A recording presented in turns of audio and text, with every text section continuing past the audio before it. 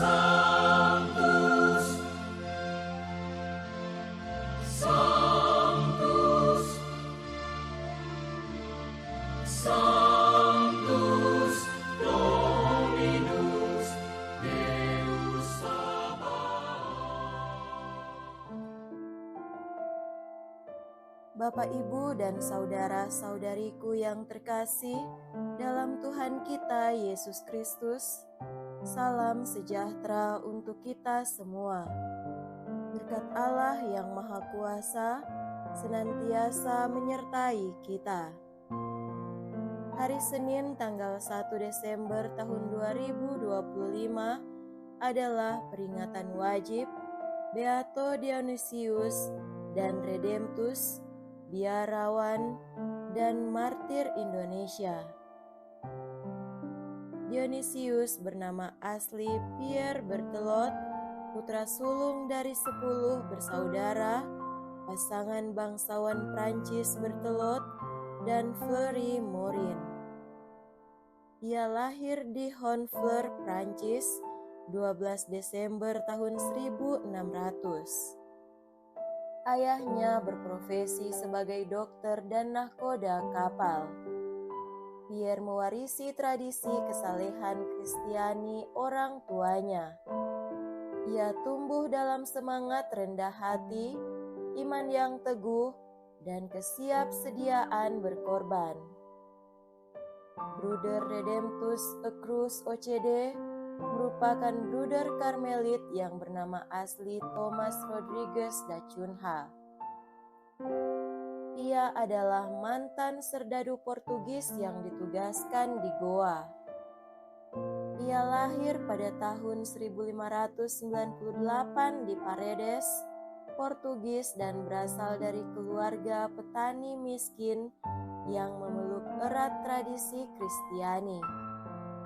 Mereka adalah 2 orang profesional dalam karir pelayanan dan kemiliteran. Namun pada akhirnya mereka berganti haluan dan hidup membiara sebagai Karmelit. Keduanya pun tuntas mempersembahkan diri dengan mati sebagai martir di Aceh.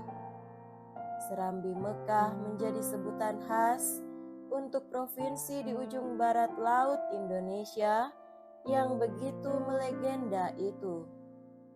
Nanggro Aceh Darussalam, begitulah nama resminya kini.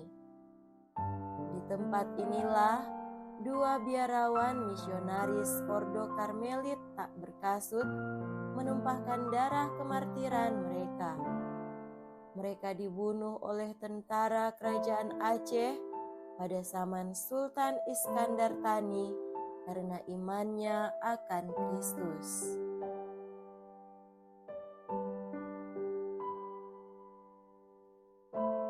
Marilah kita mendengarkan dan merenungkan bacaan-bacaan kitab suci. Dalam nama Bapa dan Putra dan Roh Kudus. Amin. Bacaan pertama dari kitab Yesaya bab 2 ayat 1 sampai 5. Inilah firman yang dinyatakan kepada Yesaya putra Amos tentang Yehuda dan Yerusalem.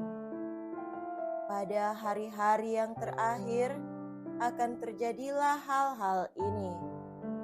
Gunung tempat rumah Tuhan akan berdiri tegak di atas gunung-gunung dan menjulang tinggi di atas bukit-bukit.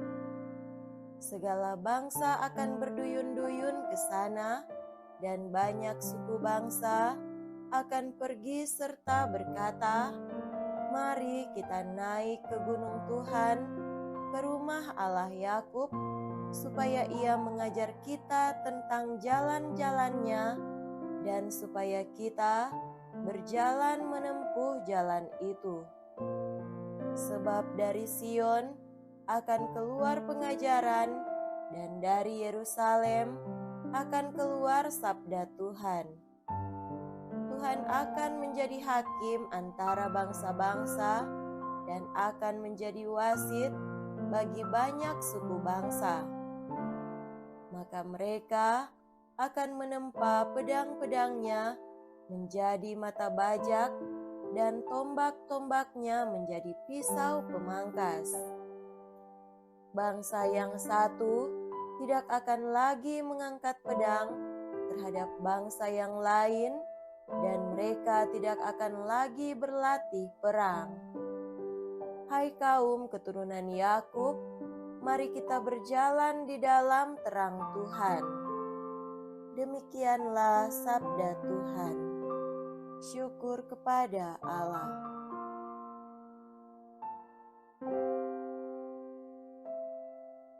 Semoga Tuhan beserta kita sekarang dan selama-lamanya. Inilah Injil suci menurut Santo Matius. Dimuliakanlah Tuhan. Injil Matius bab 8 ayat 5-11. Pada waktu itu, Yesus masuk ke kota Kapernaum. Maka datanglah seorang perwira mendapatkan dia dan mohon kepadanya, "Tuan, hambaku terbaring di rumah karena sakit lumpuh dan ia sangat menderita." Yesus berkata kepadanya, "Aku akan datang menyembuhkannya." Tetapi perwira itu menjawab, "Tuan, aku tidak layak menerima Tuan di dalam rumahku. Katakan saja sepatah kata, maka hambaku itu akan sembuh. Sebab aku sendiri seorang bawahan, dan di bawahku ada pula prajurit. Jika aku berkata kepada salah seorang prajurit, 'Pergi,' maka ia pergi. Dan kepada seorang lagi, 'Datang,' maka ia datang. Ataupun kepada hambaku, 'Kerjakanlah ini,' maka ia mengerjakannya." Mendengar hal itu, heranlah Yesus.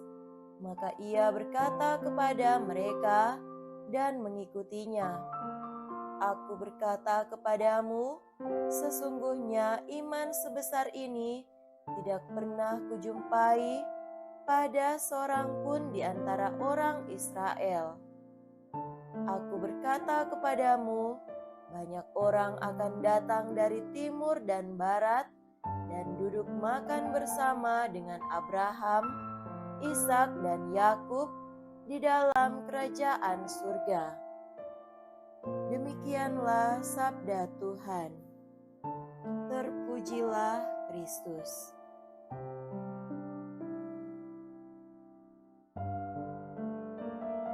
Saudara-saudariku yang terkasih dalam Tuhan kita Yesus Kristus, tema renungan kita pada hari ini adalah naik ke gunung Tuhan.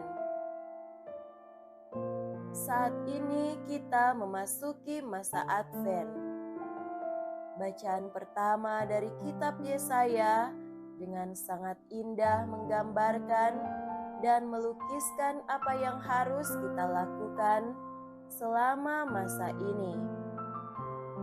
Bacaan itu menggemakan undangan untuk datang ke rumah Tuhan. Marilah kita naik ke gunung Tuhan, ke rumah Allah Yakub, supaya Ia mengajar kita jalan-jalannya, supaya kita berjalan menempuh jalan itu. Ini sungguh ayat yang sangat baik, yang memberi kita cara untuk menjalani masa Advent ini, bahwa kita selama masa ini perlu datang ke rumah Tuhan, dan karenanya kita perlu memiliki kesiapan dan kesiapsiagaan untuk datang melihat Tuhan dan dekat dengannya. Apa arti naik ke gunung Tuhan? Ketika kita berada di tempat yang tinggi, kita dapat melihat situasi di sekitar kita di tempat yang lebih rendah. Artinya, kita harus naik ke atas gunung agar dapat melihat hidup secara terbuka, bebas dan jelas, aspek baik maupun tidak baik yang harus kita perbaiki. Datang ke rumah Allah dalam doa memampukan kita untuk mengenali diri kita sendiri, keberhasilan dan kelemahan kita, sukacita dan kegagalan kita, kebahagiaan dan kelalaian atau kealpaan kita, dan dengan mengetahui hal itu, kita dapat berbenah diri dan dimampukan untuk berjalan di jalan Tuhan, serta mampu melaksanakan kehendak-Nya. Saudara-saudariku terkasih, bacaan Injil hari ini memberikan arahan lain. Seorang perwira mengundang Yesus untuk datang berkunjung ke rumahnya karena hambanya lumpuh dan sangat kesakitan.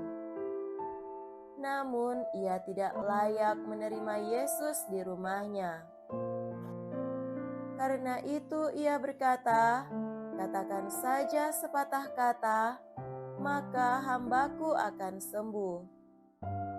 Kita juga memiliki bentuk ini dalam ekaristi kita.